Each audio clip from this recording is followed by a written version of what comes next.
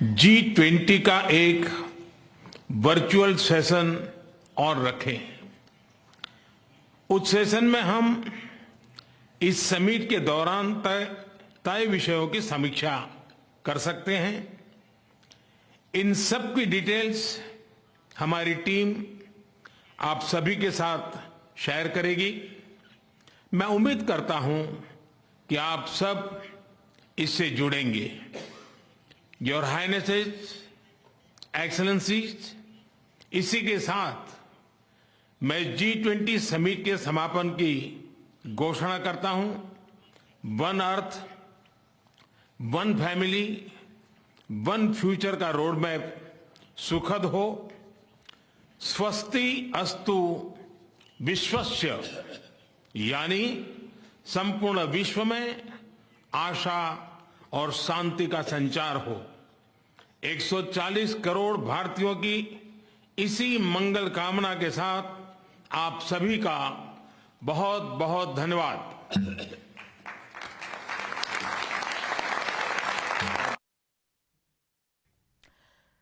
तो G20 summit का औपचारिक तौर पर आज अंत हो गया है, यानी आज खत्म हो गई है। जो भारत में मेजबानी हो रही थी उसका औपचारिक ऐलान प्रधानमंत्री नरेंद्र मोदी ने कर दिया है। तीसरे सेशन में हालांकि प्रधानमंत्री नरेंद्र मोदी ने जो बयान दिया उससे एक बार फिर से भारत के विजन को क्लियर प्रधानमंत्री नरेंद्र मोदी ने कर दिया। और जो आखिरी बयान पीएम की तरफ से दिया जा रहा था उसमें भी प्रधानमंत्री नरेंद्र मोदी ने एक बार फिर से one earth, one family, one future की बात दोहराई है।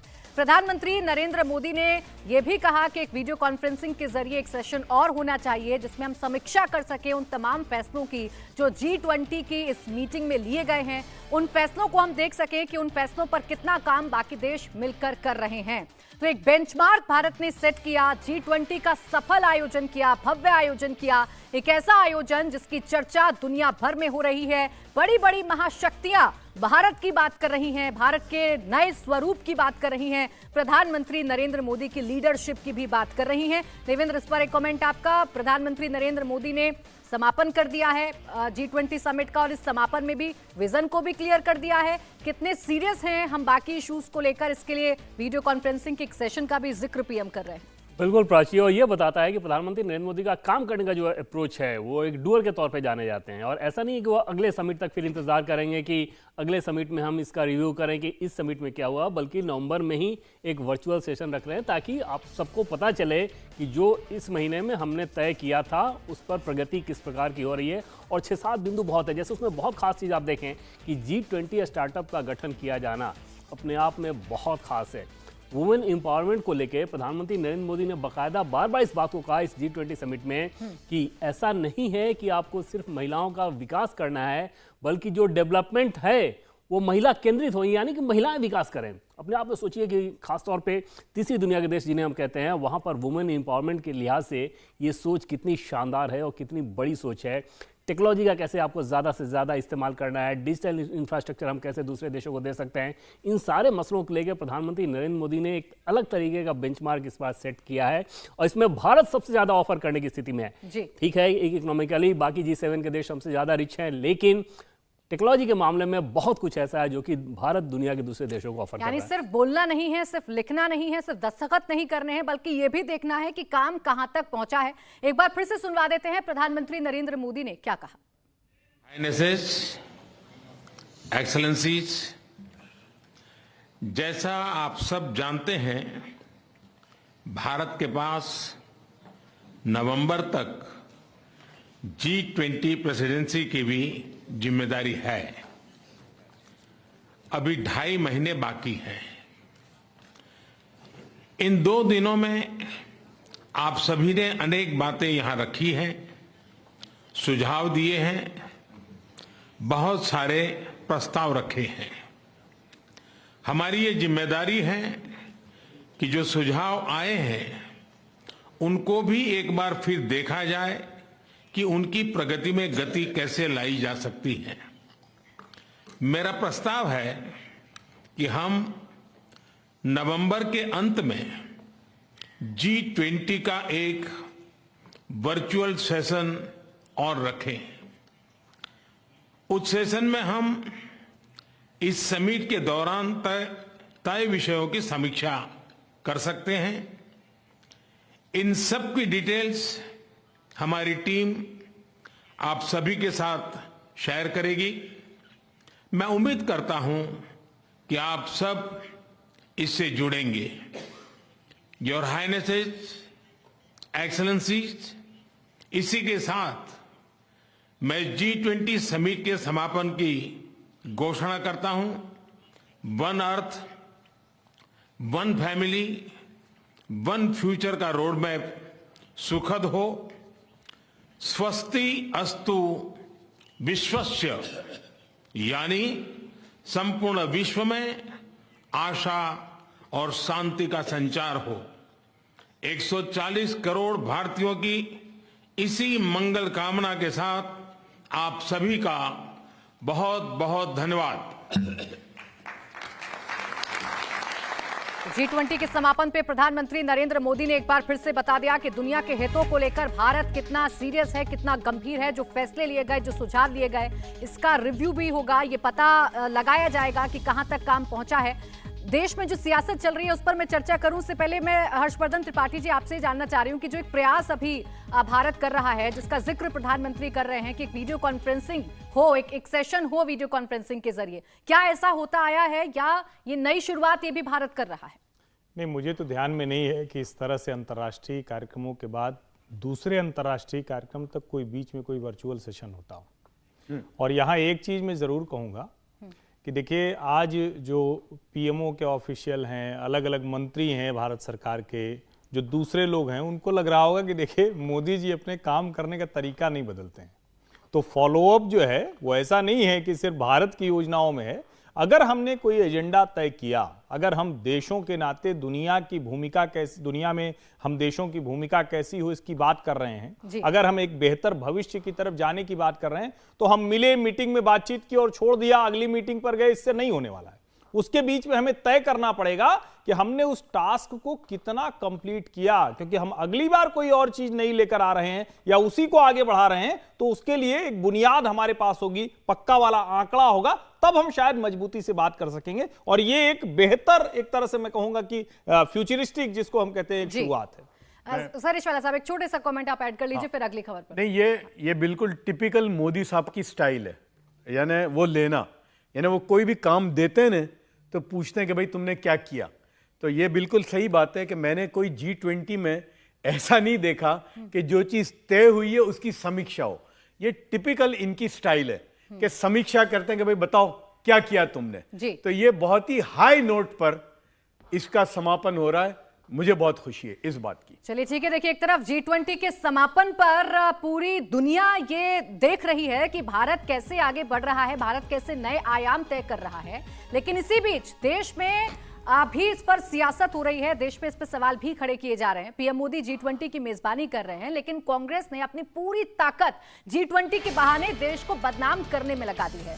कांग्रेस G20 की छोटी छोटी खामियां निकालने में जुटी है। थोड़ी देर पहले कांग्रेस के ट्विटर हैंडल से भारत मंडपम का वीडियो जारी किया गया था, जहां पर बारिश के बाद हल्का पानी भरा नजर आ रहा है।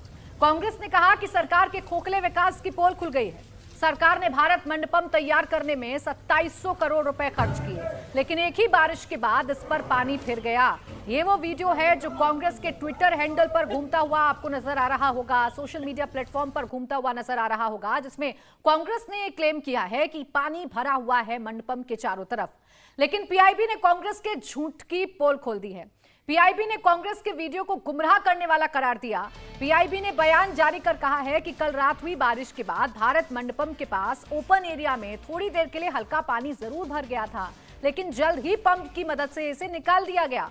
पीआईबी के मुताबिक भारत मंडपम के पास फिलहाल कोई जल जमाव नहीं है, लेकिन कांग्रेस ने कैसे नैरेटिव बनाने की कोशिश की, विपक्ष ने कैसे G20 के बहाने, इसमें आप ये नहीं कह सकते कि आप सरकार को घेर रहे हैं। आप G20 जहां पर हो रहा है, मंडपम में जहां आयोजन हो रहा है, अगर उसकी पिक्चर शेयर कर रहे हैं आप, उसे ट्वीट कर रहे हैं आप, तो ये आप बदनाम कर रहे हैं पूरे देश को। आप जो कुछ भारत ने हासिल किया है उस पर एक दाग लगाने की कोशिश कर रहे हैं, लेकिन जब फैक्ट चेक हो रहा है तो ये पता चल रहा है कि ये पूरा का पूरा नैरेटिव चलाया गया था। हर्षवर्धन त्रिपाठी जी, क्या इस नैरेटिव से कांग्रेस को बचना नहीं चाहिए? जो मैं पहले आपसे चर्चा कर रही थी कि वो लाइन क्यों भूल जाती है कांग्रेस कि मोदी विरोध और देश विरोध में अंतर है। सबसे पहले तो ये मैं कहूँगा कि देखिए, पीआईबी ने फैक्ट चेक कर दिया, सब सामने आ गया, ये अलग बात है, लेकिन हर कोई जानता है अगर बारिश का पानी ठहर जाने से भारत मंडपम जैसे, मतलब मैं इसको कहें कि दुनिया की जो अब अनूठी एक इमारत हो चुकी है, एक ऐसा प्रदर्शनी स्थल हो चुका है जिसको अब दुनिया में गिना जाएगा, शायद टॉप 5 में वो सबसे ऊपर है। देवेंद्र जी उसको और पक्का करेंगे, लेकिन मुझे जहां तक ध्यान में है कि अब ऐसा कोई प्रदर्शनी स्थल दुनिया में नहीं है जहां इतनी सारी चीजें एक साथ हो। जो लोग दिल्ली में हैं, जो लोग दिल्ली आते हैं और जिन्होंने प्रगति मैदान देखा है, अलग अलग अवसरों पर किसी प्रदर्शनी में गए हों, पुस्तक मेले में गए हों, किसी कार्यक्रम में गए हों, किसी और वजह में गए हों, उन सबको अब जब भारत मंडपम दिख रहा है और जो इसके बाद दिखेगा, क्योंकि अभी तक तो खुलने के बाद ये सीधे यही कार्यक्रम आ गया, तो आम लोगों के लिए कोई ऐसा आयोजन हुआ नहीं है, उनको अगर ये बारिश वाला वीडियो कांग्रेस चलाएगी, तो मैंने ये लिखा भी है और दोहरा रहा हूं कि कांग्रेस के हर आलोचना में उतना ही सच है जितना भारत मंडपम के सामने पानी, यानी जितना देर पानी टिका है बस उतना ही सच रहता है कांग्रेस के आरोपों में। और देश की जनता आज के समय में, जहां मैं बार बार कहता हूं कि कोई भी चीज, वो जमाना चला गया जब कहते थे कि जब तक सच जूते पहनता है तब तक झूठ पूरी दुनिया के चक्कर लगा देता है। अरे भैया, अब सच भी दौड़ कर आता है, बताता है कि तुम झूठे हो, तुमने गलत बात की है, और अब वो झूठ दुनिया को जब वो दिखता है तो शायद उसका असर और ज्यादा होता है। और मैं फिर से दोहराऊंगा कि कांग्रेस पार्टी को इन हरकतों से बचना चाहिए, लोकतंत्र में इसका स्थान अब नहीं रह गया है। देवेंद्र, और एक मिनट, इसका जवाब तो यही आ गया, वो फंक्शन वही तो हुआ, समापन मोदी साहब ने वही किया सबके बीच में। और देखिए, टेक्नोलॉजी, मतलब ये तैयार थे कि बारिश आए, थोड़ी देर में उसको साफ कर दिया, और ऐसा लग ही नहीं रहा है, बल्कि अभी जो तस्वीरें आ रही हैं और जहां मोदी साहब ने ये समापन किया, ऐसा लगता ही नहीं है कि बारिश गिरा था, बल्कि पूरी रात बारिश गिरा था, तो सवाल ही नहीं पैदा होता। लेकिन उससे ज्यादा इनका था कि उसको इन्होंने क्लीन करके सामने रख दिया, तो हाथ कंगन को आरसी किया, पढ़े लिखे को फारसी किया, ये उसका बेहतरीन नतीजा सामने आ गया। क्या देवेंद्र, बचना नहीं चाहिए था कांग्रेस को ऐसी पॉलिटिक्स से? बारिश हो रही है, पानी अगर वहां पर भर रहा है, थोड़ा इंतजार तो करना चाहिए था कि सरकार की तैयारी क्या है। अगर लंबे वक्त तक पानी टिकता, कांग्रेस ट्वीट करती, तो फिर भी ये समझ में आता कि कांग्रेस को चिंता है कि जो पैसा खर्च किया गया है वो सही मायने में लगा कि नहीं लगा, व्यवस्थाएं पूरी नहीं थी। लेकिन थोड़ा इंतजार तो शायद करना चाहिए था। बिल्कुल प्राची, इसमें कोई दो राय नहीं है। पहले उस पूरे स्ट्रक्चर को समझें कि पहले ये जो तस्वीर है जहां पर मीटिंग हो रही है, ये उसका नहीं है, ये बाकी बाहर का जो हिस्सा है ना, ये उसका है। क्योंकि जो भारत मंडपम जहां पे बना हुआ है प्राची, वो काफी ऊंचाई पे बना हुआ है, तो ऐसे में जितना पानी वहां भी गिर रहा है वो पानी बहकर नीचे ही आना है। तो एक तो लगातार ऊपर से अगर बारिश गिर रही है, ऊपर से ऊंचाई वाली पानी भी अगर नीचे आ रही है, तो आपका जो ड्रेनेज सिस्टम है वो क्विक नहीं हो सकता कि बस पानी आया और तुरंत निकल गया, उसमें वक्त लगता है। जैसे ड्रेनेज सिस्टम की आप उसका पूरा डायमीटर देखें किसी पाइप का, तो उसका एक लिमिटेशन है, और उसमें पानी अगर इतनी ज़्यादा आएगी तो कुछ वक्त लगेगा। लेकिन कुछ वक्त का भी इंतजार किए बिना एक तस्वीर लिए और उसको इस रूप में दिखाया जाना, ये वाकई मतलब न जाने कौन सी ये राजनीति है जो कि ये सारी चीज़ें कराती है। और प्राची, ये दुनिया में कहाँ नहीं होता कि बारिश अगर ज़्यादा आ जाए, जैसे यूरोप का कौन सा ऐसा शहर है जहाँ पे बारिश ज़्यादा आ जाए तो आपको वहाँ पे थोड़ा सा जल जमाव उस समय नहीं दिखेगा। अगर वो हिली एरिया नहीं है तो ड्रेनेज सिस्टम ऐसा हो ही नहीं सकता कि ऊपर से जो बारिश गिर रही है वो एकदम से स्मूथली निकल जाए। वो सिर्फ पहाड़ों पे होता है, इसके अलावा कहीं नहीं होता। व्हाइट हाउस में जिस दिन प्रधानमंत्री नरेंद्र मोदी और जो बाइडेन की मीटिंग थी, वहां पर भी बारिश हुई थी, और व्हाइट हाउस के अंदर कई जगह थोड़ा थोड़ा पानी लगता हुआ नजर आ रहा था कुछ देर तक। तो ये तो बहुत ही विचित्र तस्वीर है कांग्रेस पार्टी की तरफ से, जिसका पीआईबी मतलब प्रेस इंफॉर्मेशन ब्यूरो, ये गवर्नमेंट ऑफ इंडिया का प्रेस इंफॉर्मेशन ब्यूरो है, उसने फैक्ट चेक कर दिया है। बिल्कुल, लेकिन फैक्ट चेक हो गया, कांग्रेस का नैरेटिव एक बार फिर से पूरे देश के सामने आ गया। कांग्रेस की तरफ से जितने भी बयान जारी किए जा रहे हैं, कांग्रेस जितने भी सोशल मीडिया पर ट्वीट कर रही है, वो तमाम ट्वीट ये बता रहे हैं कि पीएम मोदी को किसी ना किसी बहाने से नीचा दिखाना है। लेकिन वहीं कांग्रेस में G20 के मुद्दे पर फूट भी साफ साफ नजर आ रही है। G20 के मौके पर कल राष्ट्रपति की तरफ से दिया गया डिनर, जिसमें कांग्रेस के कई मुख्यमंत्री नहीं आए, अजीबोगरीब बहाने सामने आए। राजस्थान के सीएम गहलोत नहीं पहुंचे, छत्तीसगढ़ के सीएम भूपेश बघेल नहीं पहुंचे, लेकिन इन सब के बीच हिमाचल के सीएम सुखविंदर सुक्खू मौजूद थे, वो पहुंचे इस डिनर में। और उस वक्त प्रधानमंत्री नरेंद्र मोदी कैसे सुक्खू के साथ गर्मजोशी के साथ मिल रहे थे, कैसे अपने घर के सदस्य को बाहर विदेशी मेहमानों से मिलवा रहे थे, वो इन तस्वीरों को देखकर भाव क्लियर हो जाता है। वो तस्वीर बताने के लिए काफी है कि आप भले ही कितनी भी सियासत करते रहिए, भले ही आप कैसे ही एक दूसरे पर वार पलटवार करते रहिए, कांग्रेस बेशक ये भूल गई है कि आप मोदी विरोध नहीं कर रहे, आप देश का विरोध कर रहे हैं। ऐसे मौकों पर आपको सियासत नहीं करनी है, लेकिन प्रधानमंत्री नरेंद्र मोदी ऐसे मौकों पर सियासत को भूलकर ये बता रहे हैं कि हमारा देश है, हम सब साथ हैं। और इसमें हर एक राज्य, हर एक सीएम की इतनी ही भूमिका है जितनी प्रधानमंत्री नरेंद्र मोदी अपनी मान रहे हैं, जितनी बाकी अपनी सरकार के मंत्रियों की मान रहे हैं। सरीश वाला जी, इसी फोटो का जिक्र भी आप बार बार कर रहे थे, इसी फोटो को लेकर चर्चाएं हो रही है इस देश में कि सियासत का एक पहलू ये भी है, एक पहलू जहां आप हर एक मुद्दे को, हर एक छोटी छोटी बात को मुद्दा बनाकर मोदी को घेर रहे हैं, देश को बदनाम कर रहे हैं, और एक तरफ ये तस्वीर जहां पीएम गर्मजोशी के साथ हर एक सीएम की मुलाकात करवा रहे हैं विदेशी मेहमानों से।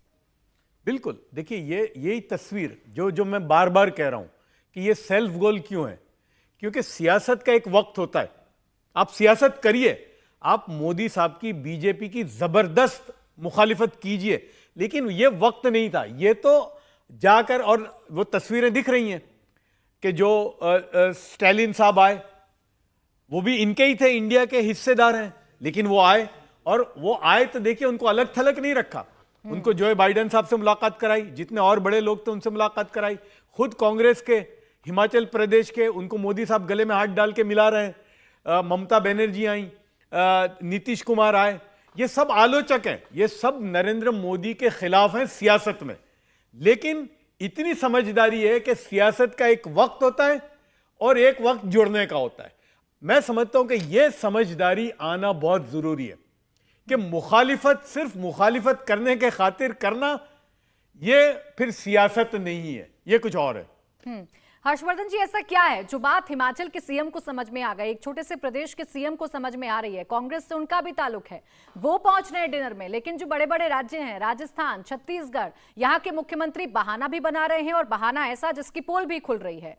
ये सियासत, और एक ये सियासत का पहलू जहां प्रधानमंत्री घर के बड़े होते हुए, घर के बड़े होने की भूमिका निभाते हुए मिलवा रहे हैं विदेशी मेहमानों से, किनसे मिलिए, ये हिमाचल प्रदेश को रिप्रेजेंट कर रहे हैं। ये दोनों तस्वीरें बहुत भिन्न हैं एक दूसरे से। नहीं, मुझे लगता है कि इसमें बहुत आश्चर्य जैसा नहीं है। प्रधानमंत्री नरेंद्र मोदी जब ऐसे किसी भी कार्यक्रम में होते हैं तो उनकी जो भूमिका है, जिसको हम फेडरल स्ट्रक्चर में एक देश के प्रधानमंत्री की भूमिका होती है, उस भूमिका में वो होते हैं। और आपको ध्यान में होगा, इसके पहले किसी और सरकार, किसी और प्रधानमंत्री ने इस तरह से तो नहीं कहा था। उन्होंने टीम इंडिया शब्द दिया था। उन्होंने कहा था कि प्रधानमंत्री, पूरा मंत्रिमंडल भारत सरकार का, और राज्यों के मुख्यमंत्री और उनकी पूरी जो सरकार है। तो बड़ा स्पष्ट है कि आप बिना, जिसको कहते हैं ना राज्यों का संघ कहते हैं, तो ये वाला संघ है। राहुल जी को भी थोड़ा समझना चाहिए, पढ़ना लिखना चाहिए इस बारे में। लेकिन मेरी तो अब चिंता बढ़ गई है। मैं तो अब अभी देवेंद्र जी से सवाल पूछने जा रहा हूं, और ये बता पाए तो बड़ा अच्छा होगा, क्योंकि देखिए अब तो पॉलिटिकल मामला हो गया। बघेल जी और गहलोत जी का मसला थोड़ा दूसरा है, वो भी क्या है, चुनाव में जाने वाले हैं। अगर ज्यादा गड़बड़ करेंगे तो गांधी परिवार उनको फिर आउट कर देगा, उनके लिए संकट समझिए आप। तो वो इसलिए नहीं आए, वरना क्या गहलोत जी नहीं आना चाहेंगे इतना once in a lifetime opportunity में? क्या बघेल जी नहीं आना चाहेंगे? दोनों बड़े नेता हैं भाई, और कांग्रेस के लिहाज से बड़ा अच्छा अवसर होता कि उनके दो मुख्यमंत्री दुनिया के बड़े नेताओं को अपनी बात बताते। अब तो मेरे मन में यह प्रश्न है कि सुक्खू जी, जिनको बाद में गांधी परिवार का समर्थन मिल गया था, अब वो टिकेंगे कि नहीं टिकेंगे? क्योंकि सुक्खू जी तो आगे संघ की जो असली मूल भावना है उसका ध्यान रखने वाले, और राहुल गांधी जी को जो संघ समझ में आता है वो यूरोपीय यूनियन वाला संघ समझ में आता है। जी। इंडिया टीवी हर वक्त हर जगह डाउनलोड करने के लिए सर्च करें India TV news Google play store या ऐप स्टोर पर।